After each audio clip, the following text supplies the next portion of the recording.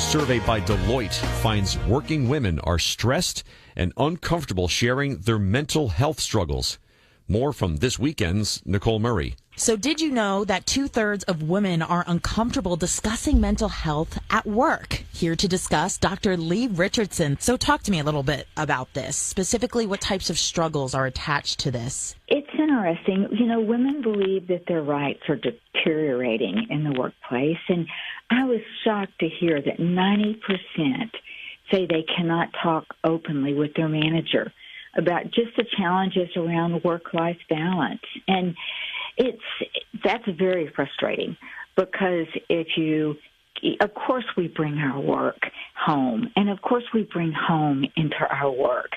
There's not a clear definition. It's such a fine line.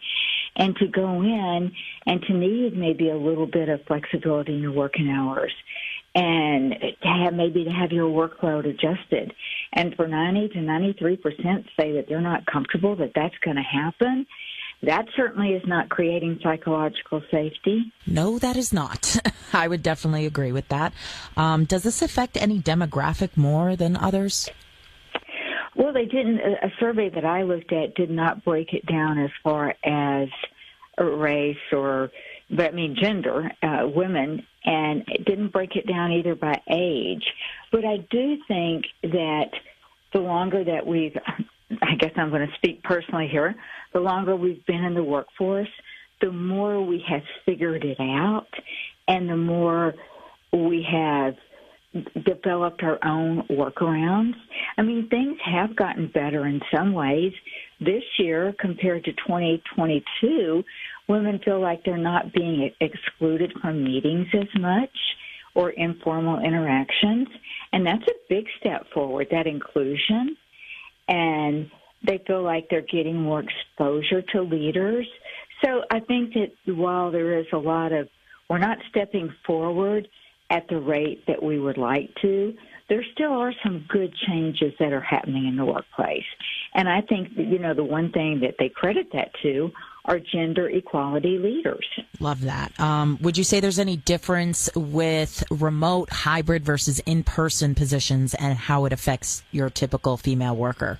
Well, you hit the nail on the head. A lot of women have been in that hybrid situation, and now they're being asked to come back in.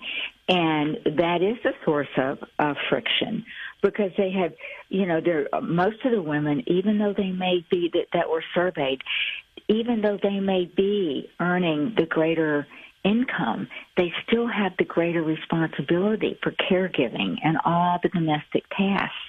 And it's much easier to figure out if you have the flexibility. You think about the average commute. It's got to be, by the time you get in your car and the time you get there, it's got to be 25 to 30 minutes.